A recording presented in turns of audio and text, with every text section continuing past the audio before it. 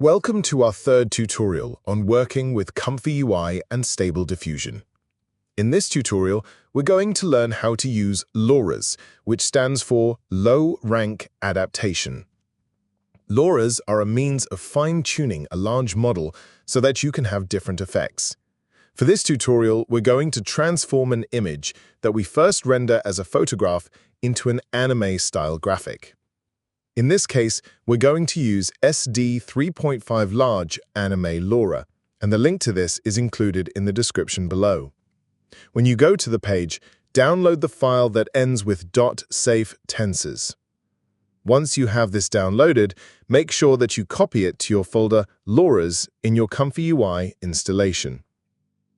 Going into ComfyUI itself, we've kept largely the same format as in our previous tutorial. The only thing that's changed is our prompt, in this case to produce a headshot of a young man.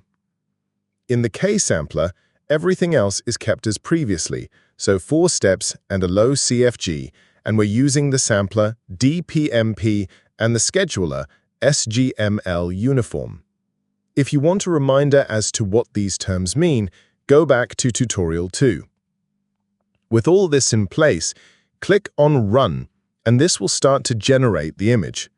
Because we're using the turbo model, it will work through this workflow fairly quickly, and when it gets to the case sampler, it will then progress through those 4 steps, before producing a final render which we can access on the left-hand side. As you can see, the standard format of the Stable Diffusion turbo model produces this photograph, which we now want to make into an anime. One of the important things that we'll need to do, of course, is to modify our prompt, so I'm typing in the prompt node an anime headshot of a handsome young man. I'll just click on Run to show how this will go through with a modified prompt. So here it's produced a basic anime version, which in some ways works fairly well as a standard cartoon image, but we can really improve the look and feel of this if we include a new Lora. Using Loras introduces us to another aspect of working with ComfyUI, and that adding new nodes called Loras. I'm moving one of the existing Loras to create an empty space, and then I'll right-click and go to Add Node. This brings up a huge range of nodes, some of which we're going to look at in future lessons. The one we want here is Loaders, then Load Lora. When we click this, you'll notice that it already has my version of the large anime Lora listed. I've also got a couple of other Loras installed, but the one I want is SD large anime Lora.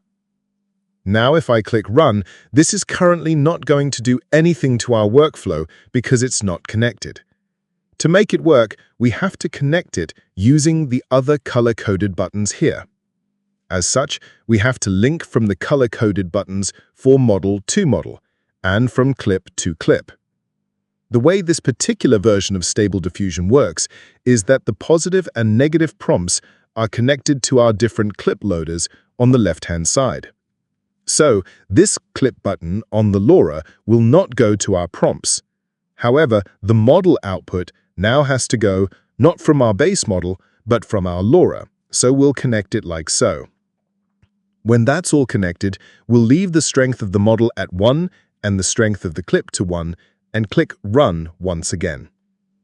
ComfyUI will start to go through the different nodes and different steps, working through the K-sampler quite quickly because we're using the turbo model. If we click on the Q button, we'll see that the image is then loaded on the left-hand side of the screen. What you should immediately notice, using this Lora, is that the final version of the image is much closer to some of those Japanese-style anime effects that you're probably familiar with from comics or animations. You can use multiple Loras with different models to build up a range of effects, and if you change the strength of the model, this will also then have a greater or lesser impact. It's always worth experimenting with this because different strengths will produce very different results, in the same way that, as we saw in the last tutorial, different samplers and different CFGs or steps will have different impacts. In conclusion, Loras provide a great way to achieve very different effects when creating your images.